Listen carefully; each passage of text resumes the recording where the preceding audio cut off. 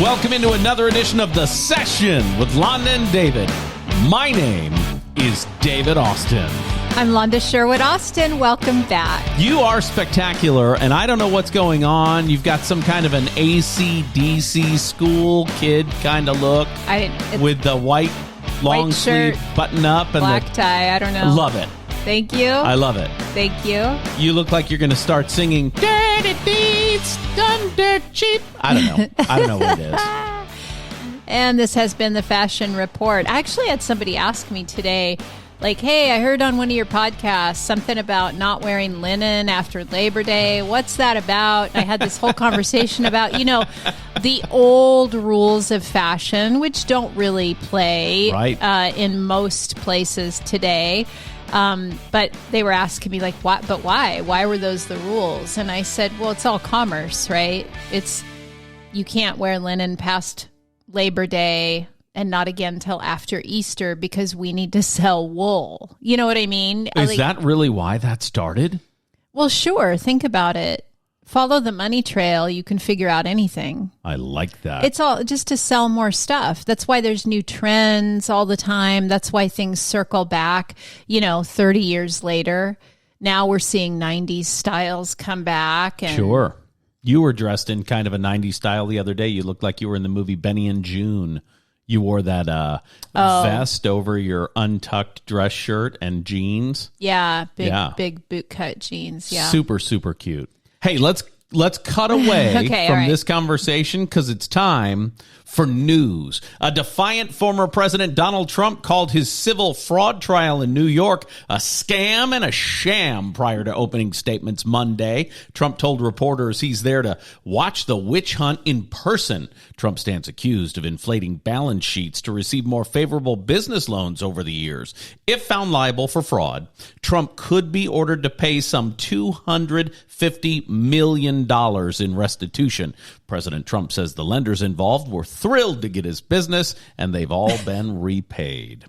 Congress avoids the looming October 1st government shutdown with a last-minute agreement to fund the government for an additional 45 days. The bipartisan deal is already causing backlash among the ultra-conservative wing of the Republican Party. Florida Republican Matt Gaetz says he'll call for a vote of no confidence for House Speaker Kevin McCarthy later in the week. I'd like to call for a vote of no confidence in most politicians.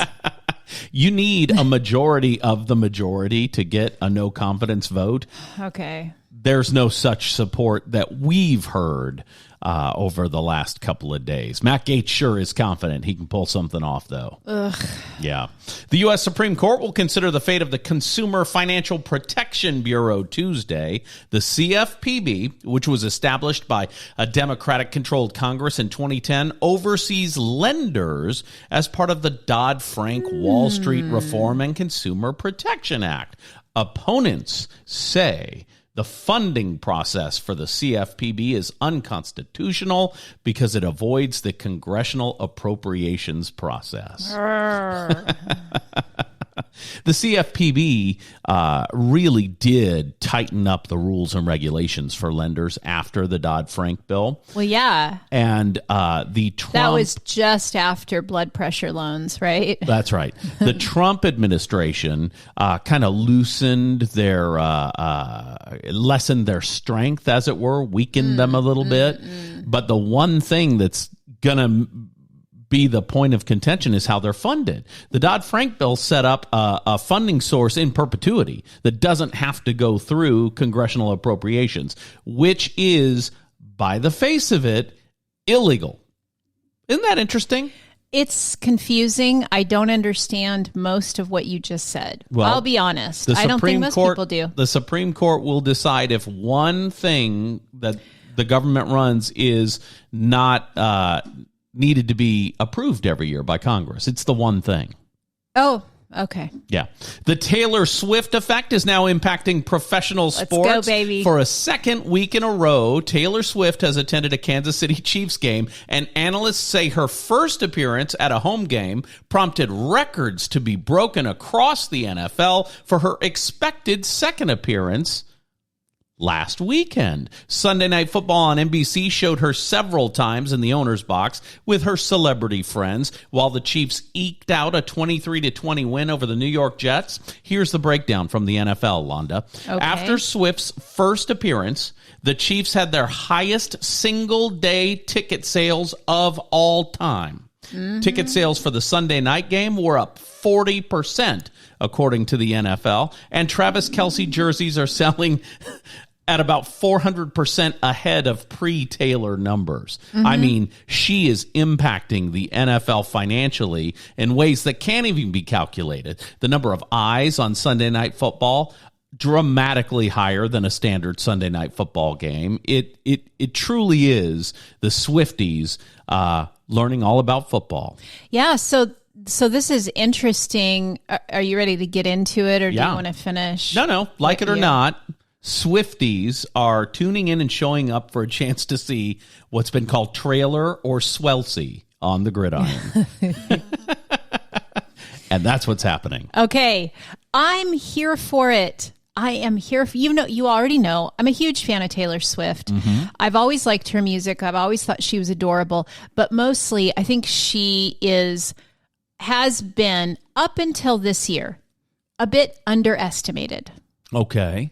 And for me, I love that. Okay. I love that she's been a bit underestimated. I like that people have, I don't know, said whatever they've said, right? And so I'm always rooting for that person who I know is going to be a massive success. Sure. And other people say, naysayers. Yeah. I didn't know it would be like this. I mean, this is a phenomenon that I don't think we've ever seen before. I absolutely agree with you. And it's interesting how polarizing this topic is, because I am so dumb and simple and happy that I kind of assume everybody loves this. It's a fun story, right? It's a fun, happy story. They're seeing each other. Yay, I love, right? Like, I'm rooting for them or whatever. Like, they are together, aren't together, stay together, don't stay together. Like, I don't care. It's a fun story, right? Mm-hmm. And to be able to see what the media is referring to as the Taylor Swift effect. Right. And if you don't know what it is, don't come for us. Go do some homework. Sure. Okay. And I'm a little touchy about it because I was pretty much attacked on social media this morning for a post that I made. Were you attacked on social media? Well, and a lot of my friends as well. This is just so weird to me. So I made this really innocent post about, collaboration always wins. Collaboration always does win. So you take the NFL and you take the Swifties and you put them together, and it's through the roof success. I'm learning more about football right now for the first time in my life than I ever have. And I would say I'm probably the average Taylor Swift fan who is now tuning into football and learning more about it. Right. Because of this, okay? So I made this innocent little post about how collaboration always wins, and how fun is this that the NFL being introduced to a wider audience because of the Taylor Nation, and it was basically that, like, yay, how fun. I thought it was super cute. This is so interesting. I immediately commented. So did a lot of other people. And let me tell you, I only put it on Facebook. If we're Facebook friends, you should definitely go check out that post because, wow, it's proof positive that I have a diverse friend group on Facebook, right? Because that a lot of them have really strong opinions. And that's okay. One in particular just seems like a super negative Nancy or sour Scott, let's call him. And because he everything he said is negative, and he's like very fighty, wanting to fight with people. I thought about deleting his comment because I was like, I don't like this. This is not fun, and this is unhealthy. You know what I mean? And then other people started commenting back at him, and I was like, no, I'll leave it and see where it goes. Like, maybe this is interesting. I don't know anything about this. This is all new information to me. Yeah. Because I've been at work today with my head down, focused on work. Right. Yeah. I checked in on it before I came over because I wanted to discuss. Yeah. I thought foolishly that the comments would all be positive, right? No. Wide variety of comments. So it's not unlike what's going on in all of social media right now, where you've got, people are super positive. Yesterday, I saw a post on social media about somebody who's like, Travis Kelce was awesome before Taylor came along, just so you know, and I'm tired of this stuff. And I was like, I don't know if we really need to be divisive about this. Like, all the comments were very divisive and fighty, and I'm sick of her. She's not even talented. I mean, really? And then clearly this guy she today, is talented. No doubt. Brilliant businesswoman, if nothing else. Has sold more tickets and made more money for this tour than any preceding tour in the history of all time. Let me say that one more time. Yeah. More money than anyone ever, even adjusted for inflation. Elvis Presley didn't sell tickets like Taylor Swift does. Other artists now following suit and kind of copycatting some of the things she's doing. Beyonce has a new concert movie coming out next month. Exactly. So, and I think that's smart. Like, I'm going to take advantage of it. One person commented, and of course, it was somebody who is owns and runs a marketing company. Okay. Said, man, the content that's coming out around this Taylor Swift, Travis Kelce stuff is solid gold. It is. And if you're in marketing, it is solid gold, and definitely use it to your advantage. I saw Halloween decorations at a house. I don't remember where it was, somewhere in America, but this house had Halloween decorations. They had skeletons, and they were all over their yard, even in their windows, in different positions, dressed in the different Taylor Swift eras. I love that. It was hilarious.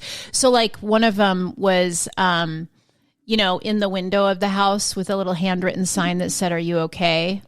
And that's from, one of her videos and stuff. So anyway, I just think, if you got to be grumpy about it, what's wrong with you? Right. I don't get it because, all of the media prior to her first Kansas City game was talking about how the Taylor Swift effect was impacting local economies. Yeah, big time. Now we're talking about how it's impacting the NFL and NFL ticket sales. I mean, this is undeniable. This woman has a following that is unlike anything I can remember in recent history. Mm-hmm.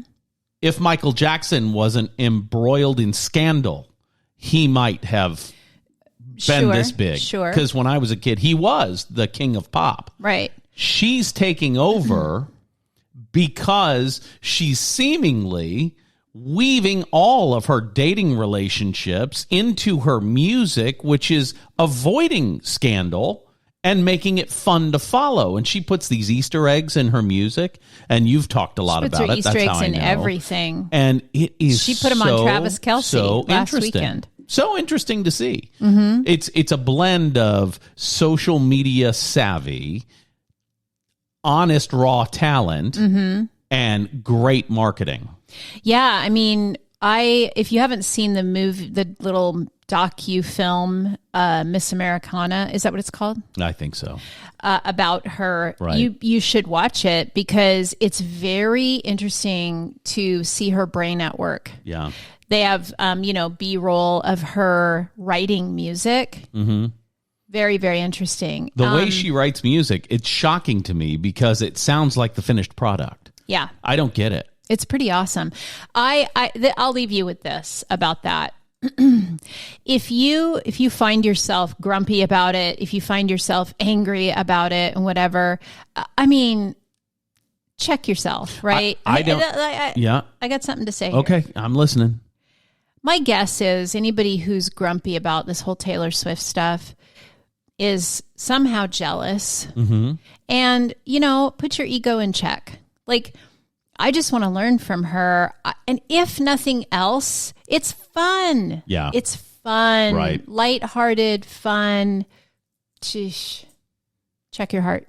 And I don't know why anyone would be complaining, because you know who's excited about it? The NFL. Super excited about it. Oh, they grabbed onto it immediately. They used her song, Welcome to New York, as the promotional video for Sunday Night Football. Right after the first game she attended last week, they changed on their social media bio. They changed to Taylor's version. This is like NFL Taylor's version.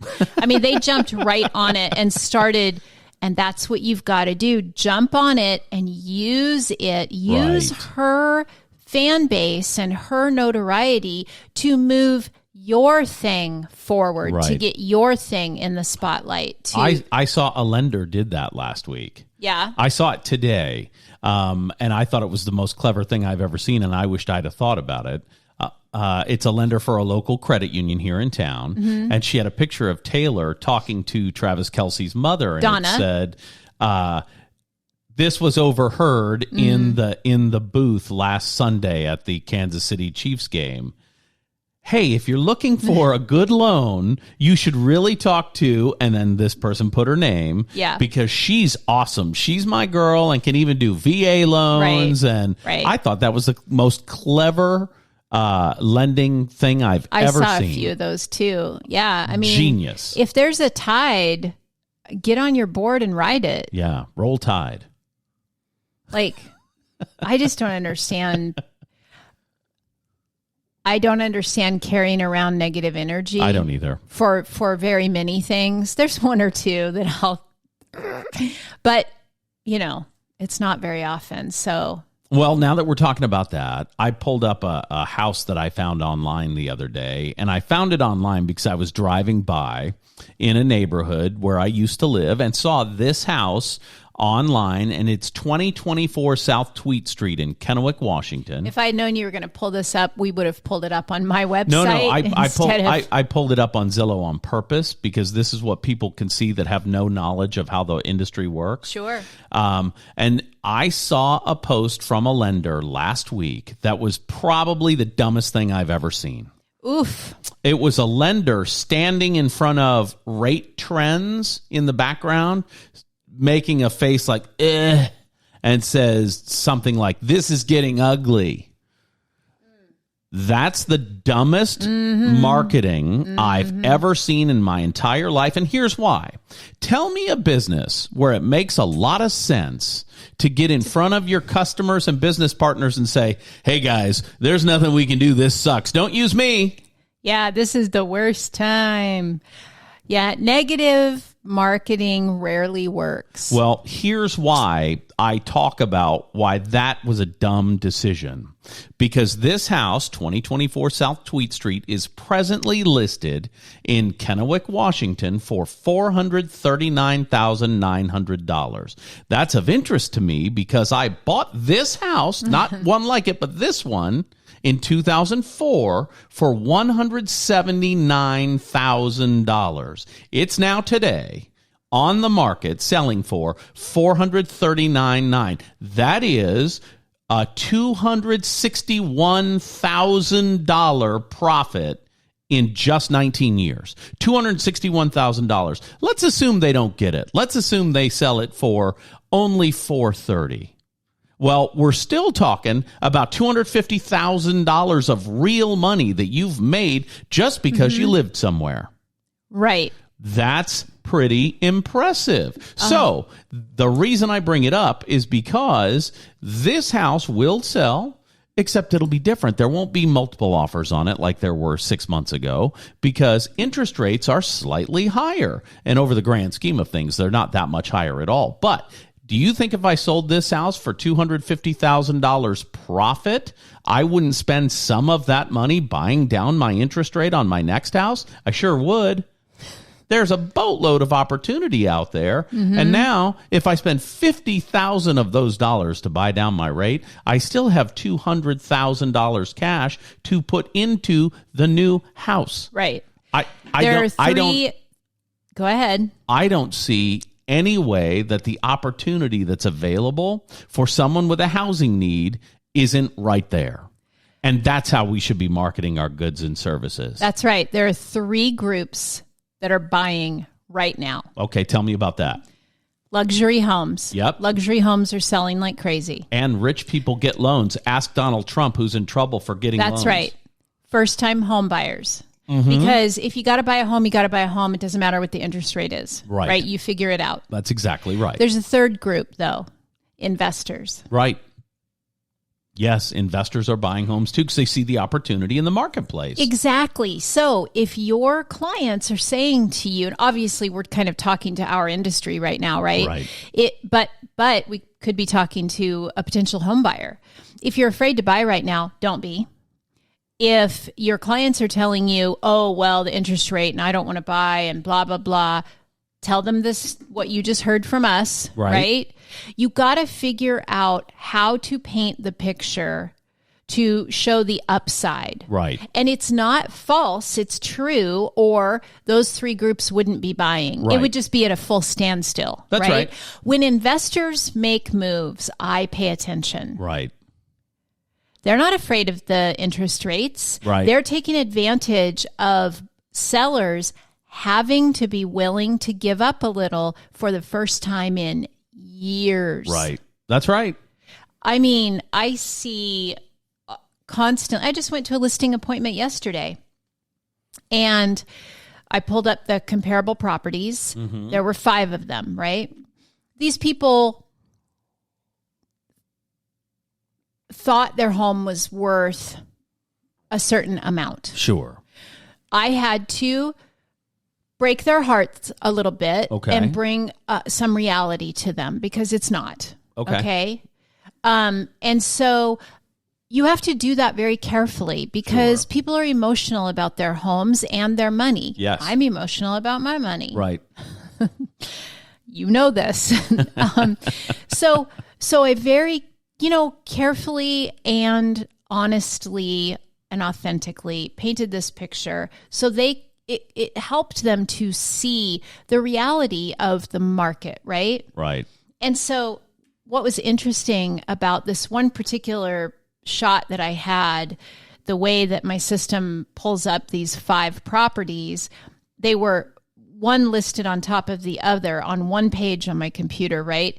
And over on the far right-hand side of the page, you could see the price and then this little green down arrow and like 10,000. And the next one, little down arrow, 15,000. 4 of the 5 comparable properties, and 2 have sold, 2 are pending, 1 is active. So it was a perfect viewpoint, right? Sold properties tell us about the past. Pending properties tell us about the present. Active properties tell us about the future. I got you. Okay. When all of those are on a downward trend, we can pretty much bet we're on a downward trend, at least in that city, in that price point. Right. Okay, so I don't want to, it's not a blanket, right? And you're not saying home values are going down. You're saying list values are going down. Right. There you go. Yeah, because they're still going to clear these people, and they did hire me, which is great, and I'm super grateful for that. Even though I didn't tell them the best story, but I told them the true story. Right. They interviewed 3 realtors. Right. And so anyway, they're still going to make a boatload of money. Right. They bought the house, I think, in 2019. Okay. Get this. They're going to walk away with an almost $200,000 profit. Well, here's the deal. And that's after paying off a $75,000 home equity line of credit. Well, here's the good news. They're ahead of the market then because market statistics show the average house in Tri-Cities, Washington has appreciated $150,000 since 2019. Right, there you go. So they're almost $200,000. They're beating the trend. Yeah. That is incredible. Yeah. And part of it is because they put so much down when they bought the house, right? Sure. So their mortgage was a little smaller. But anyway. But whatever the case, all of those golden. are a little different. They're golden. But it's important to, respectfully and with compassion, paint that picture of reality for people. Because I could have walked in and said, oh, yeah, it'll sell it. Yeah, we'll put it on the market at X price. would have sat there. And that's why telling the truth is always the best thing you can do, because if you don't tell the truth, I know there are realtors, and I don't know any, and I'm not speaking about anyone specifically, but I know there are realtors that say whatever they have to say to get the listing. And then they're the same people that are being complainy about the market factors because stuff's not moving. Mm-hmm. Well, if you're pricing it too high for the marketplace, it's not going to move. Right. So you're going to complain about the market factors being a problem, right? Find the win. Find the win. That's right. Find it. Look at it. This is where I'm very grateful for just how my natural brain works, because I will look at a situation every different which way. Right. Until I find, that's where it works. Right. And somebody who's saying, I'm not going to sell my house today because I'm going to wait until rates get better to buy my next house. Say it. They're going to lose money if they wait. Mm-hmm. Because right now, people are still buying houses. We're still nationally 5% ahead of where we were this time last year in actual value. Right. Not list price, but value. Right. So if you owned a house last year and it was worth $300,000, this year it's worth $315,000. It is, because it's appreciated 5%, right? So if you wait until next year hoping the rates go down, I don't know that they're going to go down. Do you know that they're going to go down? None of us know. That's exactly right. So they may go down, but get your crystal ball. What if your magic 8 ball? What if the house you want right now that you saw a month ago has dropped $20,000 in its list price? Very likely that it has. If interest rates go down a little bit, and 6 months from now that house has still not sold, now you're going to be back in a bidding war. Yep. And the $20,000 that it's gone down in price will immediately race back up when there are people bidding on it. So enjoy your win today. Buy it now if you have an actual housing need. Right. So when somebody asked me at a conference, you too, they asked us both, how do I convince people now's the best time to buy? You don't convince people. It's the best time to buy when you have a housing need, period. No matter what's happening in the world. And generally speaking, market right now to your luxury buyers, your first-time home buyers, and your investors. That's what I would say. And if you just had another baby and you need an extra bedroom, now's the right time to buy. Sure. Today, right now. Why not? If you are moving for work, I got news for you. Now's absolutely the best time to sell.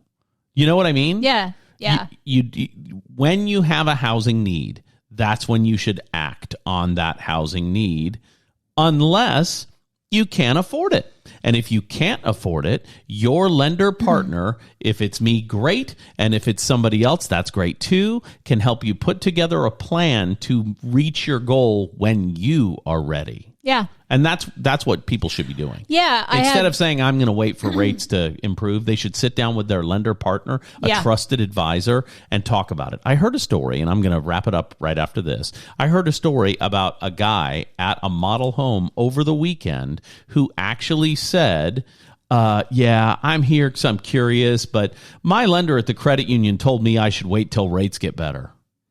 So I'm not really buying. Oh. Yeah.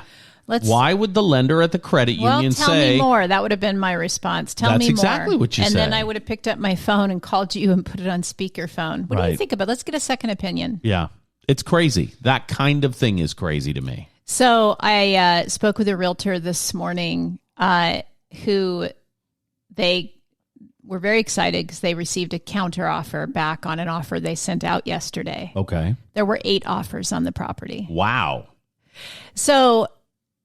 depending on the price point, depending on the location, we're still seeing craziness in our market. Yeah. Right. So you just have to be ready. That's really all I'll say about that. When you focus on growth, you're going to grow. That's right. When you focus, it's like anything. When you focus on health, you get healthier. When you focus on growth, you grow. When you focus on, you know what I mean? What you focus on expands. Right. And, that's just the way it is. If you're afraid all the time and you're thinking about being afraid all the time, you get more afraid. That's right. If you're concerned with your health but not doing anything about it, and you're fretting and fretting and fretting, you're going to have a heart attack. You are. Yeah, I mean, the stress alone. Speaking of health, we mentioned a couple of weeks ago about this carnivore diet. Yep, love How's it. that coming along for you? It's great. My head is clearer than ever. I stumble a lot less with my words now than I ever have on the air. No Interesting. No, none of that. Wow. Yeah, it's crazy. I like it. It's good. Now, so you feel good? I don't know that it's good for me. Anecdotally, it's great. I'm losing weight and I'm feeling good and my head is clear. Do I think it's sustainable? I don't know. I don't know. Yeah, I don't either. I haven't met with my physician. Right. It's been a fun experiment. I'll ask my physician what he thinks and we'll see. Yeah. All I know is when we started this a month ago, because today's like our 1 month, right? We started it a month ago. Most of my clothes didn't fit. Right. And today all my clothes fit. So I'm pretty happy about that. All of my shirts are dramatically blousier than they were. We had to get you new pants. Yep, we got me new pants. So smaller, not bigger. That's a happy. Yeah, that's how that's thing. going. Yeah. And for any of you following along on my TikTok, the story of my sunspot removal, I'll be doing an update on that tomorrow. But my face is looking pretty good on the sunspot removal. I had a treatment done, and but my hands. It looks like you were attacked. I think I traded the little brown sunspots for scars on my hands. I think they'll be okay. Here's what I suspect. Skin on your hands is a little coarser than on your face. You know what I mean? So they got to spend more time with the little laser pointer I there guess. on I it. don't know. And so it takes longer to heal. That's what I suspect. I don't know. Oh, I also was a party to time travel over the weekend. Okay, tell me about that. Which is crazy. Yeah. So I didn't think time travel was real at all, of course, because I'm here. But it was just the craziest moment. And let me tell you what I mean. Okay. We got to watch our 10 and 8-year-old grandsons. Yes. On Saturday night for a few hours. I know where you're going now. And we decided to take them let them take us for a walk on the river. Right.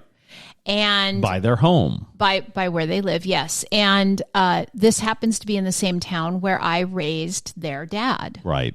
Okay. Who's also now running for city council, Peter for Pasco. So Peter for Pasco. That's right. Vote. The only thing you need to know if you live in Pasco is Peter for Pasco. That's right. It's an at-large position, so you can vote for him. So we take the boys down there. His oldest son, who's 10, looks enough like him that as the sun went down, right? I mean, it was beautiful. The river and the trees and the walking path and the sun setting. Like, it was just my kind of magic anyway, right? Sure. And then I caught little Beckham's silhouette. And in an instant was 22 years back. I mean, I can't believe. I kind of thought, oh, this is what my mom meant, right? When she made some of those comments, I got a little teary. I'm getting a little teary. I got a little now. choked up, because it really does feel like, wasn't it just yesterday that I was down there with his dad? Right there. Taking him right there for a walk in that same little silhouette against the water in the sunset. Oh, my heart. Time goes by really fast. It does. And that's why life is way too short for me to be angry or bitter or upset about anything, let alone the Taylor Swift effect and trailer or however you want to. I like swelsy. Yeah. So there you go. Maybe focus on something good, something happy, something that'll help move you forward. Yeah, I don't understand having room in your brain for negative stuff at all. You know what I mean? Yeah. It's way too easy to see the good in life than to focus on the bad. I've got a couple of things that I can't seem to get past negative to get to positive thoughts. But, this last week has made me kind of think, man, I need to explore that a little bit and see if I can't get over the hump on that, because it's not doing me any good. Yeah. You know? Yeah. Carrying bad feelings about others is absolutely negative only for you, the carrier. Yeah, probably. So go have the best day ever. There you go. This has been another edition of The Session with Londa and David. For Londa Joanne Sherwood Austin, the prettiest girl in the world, my name is David Austin, and we'll be back here again next week.